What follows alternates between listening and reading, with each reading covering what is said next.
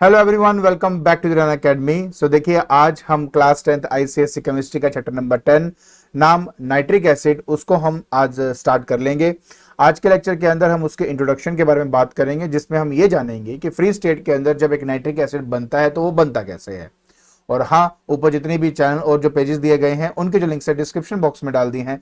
तो बिना कोई टाइम वेस्ट किए चलिए शुरू करते हैं।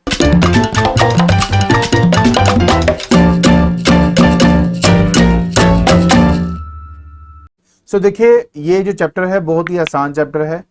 एक एक करके मैं वीडियो इसमें अपलोड करता जाऊंगा। एट द एंड देख लेना, आपको ये सारा चैप्टर अच्छी तरह से आ जाएगा। सबसे पहले आज हमने बात करनी है मॉलिक्यूलर फॉर्मूला की।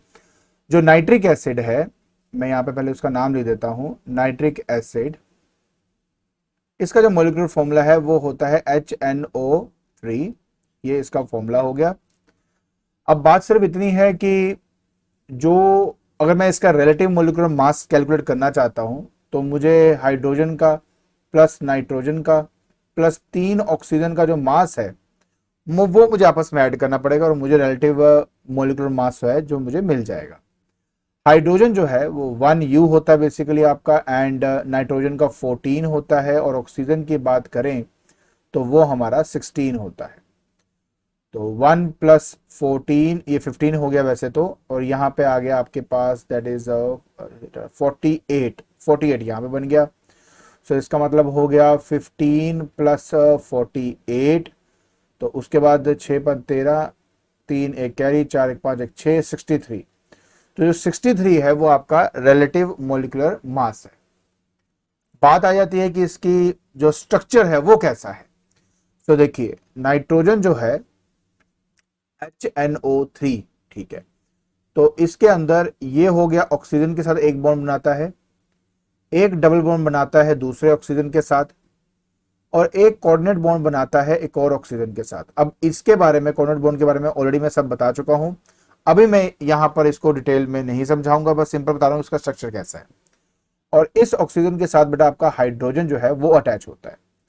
तो ये जो आप यहां पे देख रहे हो ये एक्चुअली में आपका स्ट्रक्चरल फॉर्मूला है HNO3 का। सो आई होप ये आपको यहां पर अच्छी तरह समझ में आ गया होगा, ठीक है। अब हम बात करते हैं उसके इंट्रोडक्शन की, मतलब ये कि हमें ये फ्री स्टेट में कैसे मिलता है। देखिए, बहुत सिंपल सा प्रोसेस है। अगर मैं फ्री स्टेट के बारे में बात कर रहा हूं तो जो हमारी इंडस्ट्रीज होती हैं, एक ऐसी इंडस्ट्री जिसमें से पॉइजनस गैस बाहर निकल रही हो, वो पॉइजनस गैस कौन सी है? हम बात कर रहे हैं नाइट्रोजन डाइऑक्साइड की या सल्फर डाइऑक्साइड की। जब ये दोनों, और यहां पे जो पानी है वो भी इवेपोरेट होकर ऊपर ही जा रहा है, तो जब ये दोनों ऊपर बादल के अंदर जो पानी प्रेजेंट होता है, वाटर वेपर प्रेजेंट होता है, उसके साथ जब मिक्सअप हो जाता है तो मिक्सअप होने के बाद वो एक्चुअली एसिड में कन्वर्ट हो जाता है, जो कि हो जाता है HNO3 आपका। और जो SO2 है वो आपका मिक्सअप होने की वजह से बन जाता है सल्फ्यूरिक एसिड। तो एज ए एसिड रेन वो हमारा नीचे फिर फॉल होता है। तो अगर कोई आपसे बात करे कि फ्री स्टेट में वो आपको कैसा मिलेगा, तो आप बताएंगे कि in free state nitric acid is formed in rain water where it occurs in traces after lightning. अब ये ट्रेसेस आफ्टर लाइटनिंग का क्या मतलब है, ये मैं आपको थोड़ा आगे जाके बताता हूं। तो ये तो है इसका फ्री स्टेट में हमें मिलना। अच्छा, जब हम कंबाइंड स्टेट के बारे में बात करते हैं तो जब भी ये हमें मिलेगा ये हमेशा नाइट्रेट्स की फॉर्म में हमें मिलता है। कैसे? मेटालिक नाइट्रेट्स, नाइट्रेट्स की फॉर्म में ये हमें मिलता है, ठीक है। अब जैसे यहां पे मैंने आपको 3 डिफरेंट नाइट्रेट्स दिखाए हैं। ये जो सबसे पहला आप देख रहे हो ये है सोडियम नाइट्रेट, तो ये हो गया NaNO3, ये है सोडियम नाइट्रेट। जो नेक्स्ट आप यहां पे देख रहे हो ये है पोटेशियम नाइट्रेट, तो ये हो गया KNO3। और ये जो नेक्स्ट आप देख रहे हो ये है calcium nitrate, CaNO3 whole twice, तो ये क्या है मेरा कैल्शियम नाइट्रेट। इन सबको हम सॉल्ट पीटर भी कहते हैं, दैट इज सॉल्ट पीटर भी कहते हैं। सो देखिए, अब हमें बात करनी है कि नाइट्रिक एसिड एटमॉस्फेयर के अंदर हमें कैसे मिलता है। देखिए, सबसे पहली बात जो शुरुआत होती है वो लाइटनिंग डिस्चार्ज की वजह से क्योंकि बहुत ज्यादा अमाउंट ऑफ टेम्परेचर प्रोवाइड हो जाता है, तो हमारा जो नाइट्रोजन है वो नाइट्रोजन एक्चुअली में ऑक्सीजन के साथ कंबाइन हो जाता है, जिसकी वजह से, अच्छा ये जो टेम्परेचर है ये लगभग कितना चाहिए होता है इसके लिए, 3000 डिग्री सेल्सियस, ये आपका हो गया टेम्परेचर। तो इसकी वजह से बनता है बेटा आपका नाइट्रोजन मोनोक्साइड। तो ये हो गया आपका, बैलेंस करने के लिए यहां पे मैं 2 कर देता हूं, ठीक है। तो पहली बात तो ये बहुत सिंपल सा प्रोसीजर है, ये स्टेप नंबर 1 है बेटा, कि एटमॉस्फेयर में क्या प्रेजेंट होता है, एटमॉस्फेयर में प्रेजेंट होता है हमारे पास नाइट्रोजन और ऑक्सीजन।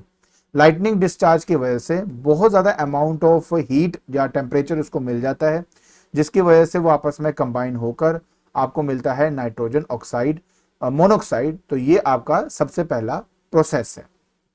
उसके बाद क्या होता है कि ये जो नाइट्रोजन ऑक्साइड आपको मिलता है, इसकी होती है फर्दर ऑक्सीडेशन। अब ऑक्सीडेशन का मतलब क्या हुआ, इसके अंदर ऑक्सीजन का ऐड होना। ऑक्सीजन ऐड होने की वजह से इसमें बनता है nitrogen dioxide, that is NO2। बाकी बैलेंस करने के लिए तो ये 2 हो गया, और यहां पर भी मुझे 2 करना पड़ेगा ताकि ऑक्सीजन आपका 4 हो जाए और यहां पे बन जाएगा। तो पहला स्टेप क्या है, पहला स्टेप ये कि एटमॉस्फेयर के अंदर जो नाइट्रोजन प्रेजेंट है वो मेरा ऑक्सीजन में कंबाइन होता है लाइटनिंग डिस्चार्ज की वजह से।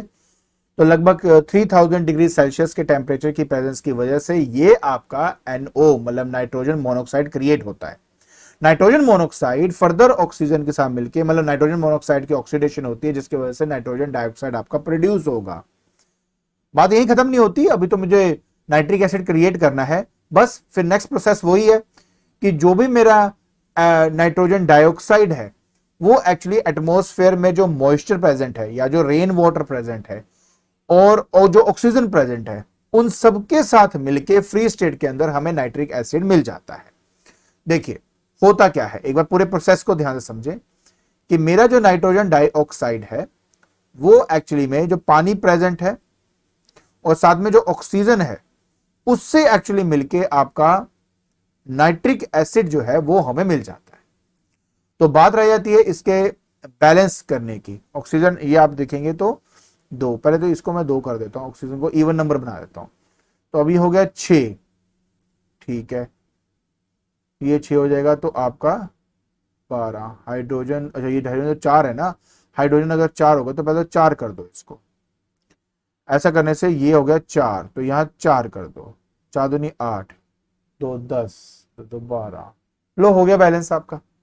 तो इस तरह से आपकी जो पूरी इक्वेशन है बैलेंस होती है। बट हमें इक्वेशन बैलेंस करने से पहले ये देखो हो क्या हुआ, क्या हुआ ये कि नाइट्रोजन डाइऑक्साइड जो हमारे एटमॉस्फेयर के अंदर मॉइस्चर है, जहां जो रेन वाटर है उसके साथ मिलकर in the presence of oxygen free state के अंदर हमें क्या है ये मिल जाता है एज ए एसिड रेन। अब वो एसिड रेन जो है वो जब नीचे आता है तो यहां पर जो हमारे अर्थ में जो भी हमारे पास क्या है सॉल्ट प्रेजेंट होते हैं, उन सॉल्ट के साथ कंबाइन करके नाइट्रेट्स की फॉर्म में एज ए कंबाइंड स्टेट हमें वो मिल जाता है। एक बार फिर से ना सारा प्रोसीजर अच्छे से देख लीजिए, कुछ भी नहीं था, नाइट्रोजन तो हमारा एटमॉस्फेयर में प्रेजेंट ही था, वो नाइट्रोजन जो है वो बेसिकली क्या कर रहा है आपके ऑक्सीजन से कंबाइन कर रहा है। लाइटनिंग डिस्चार्ज की वजह से 3000 डिग्री सेल्सियस का टेम्परेचर उसको मिल जाता है, जिसकी वजह से नाइट्रोजन ऑक्साइड बन गया। वो नाइट्रोजन ऑक्साइड का फर्दर क्या होता है, ऑक्सीडेशन होता है, और उस ऑक्सीडेशन की वजह से नाइट्रोजन डाइऑक्साइड बनता है। ये नाइट्रोजन डाइऑक्साइड कहां जाता है, हमारे एटमॉस्फेयर के अंदर। एटमॉस्फेयर के अंदर जो मॉइस्चर है, जो पानी प्रेजेंट है और ऑक्सीजन जो प्रेजेंट है, उससे कंबाइन होकर बन जाता है हमारा नाइट्रिक एसिड, और रेन की फॉर्म में, वो एसिड रेन की फॉर्म में नीचे गिरेगा। अब जब वो नीचे गिरेगा तो नीचे आपके सॉल्ट्स जो हैं उनके साथ कंबाइन करके नाइट्रेट्स की फॉर्म में एज ए कंबाइंड स्टेट आपको मिल जाता है। अब बेटा हमने कुछ और इंपॉर्टेंट बातों के बारे में स्टडी करना है, जैसे कि सबसे पहले यहां पे बात हो रही है फिक्सेशन ऑफ एटमॉस्फेरिक नाइट्रोजन। मतलब क्या है, देखिए जो हमारे एटमॉस्फेयर के अंदर ना, एटमॉस्फेयर के अंदर जो नाइट्रोजन आपका प्रेजेंट है, वो नाइट्रोजन एक्चुअली में कन्वर्ट हो जाता है यूजफुल प्रोडक्ट के अंदर, जो हमारे प्लांट्स एंड जो माइक्रोब्स हैं, माइक्रोब्स जो हैं वो एक्चुअली में इस्तेमाल कर सके।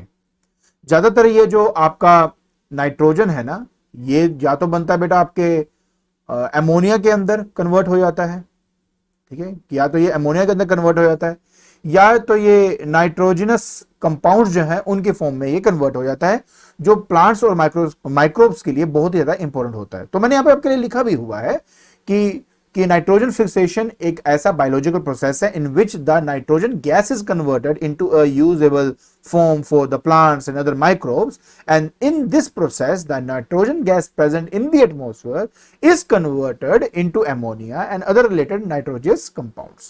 ठीक है, तो ये जो सारी बातें हैं ये मेरी किसके बारे में बता रहा हूं मैं, ये फिक्सेशन ऑफ एटमॉस्फेरिक नाइट्रोजन के बारे में बता रहा हूं। अब देखिए, अब हमने बहुत इंपॉर्टेंट एक नोट पढ़ना है, वो ये है कि हमारी जो नाइट्रिक एसिड है उसको एक्वा फोर्टिस भी कहा जाता है। एक्वा फोर्टिस का जो बेसिकली मतलब है वो है strong water. Why strong water? Because किसी भी मेटल को या नियरली ऑल मेटल्स को अगर मैं इसके साथ मिक्सअप करता हूं तो वो उसको अच्छे से डिसॉल्व करके सोल्यूबल नाइट्रेट्स में कन्वर्ट कर देता है।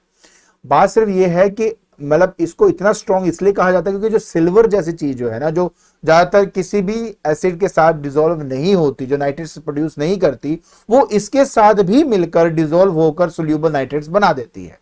तो इसलिए ये बहुत एक स्ट्रॉन्ग एसिड होता है आपका। And that's it. I hope आपको ये जो जितनी भी बातें मैंने आज बताई हैं इंट्रोडक्शन के अंदर वो समझ में आ गई होंगी। ठीक है, तो आज के लेक्चर के अंदर हमने नाइट्रिक एसिड की जो इंट्रोडक्शन है वो स्टार्ट कर ली है, और आने वाले टाइम के अंदर मैं ऑफ कोर्स ये जो पूरा चैप्टर है आपका खत्म कर दूंगा। और अगर आपको मेरी वीडियो पसंद आ रही है तो please like it, share it and subscribe it. आज के लिए बस इतना ही। Thank you so much.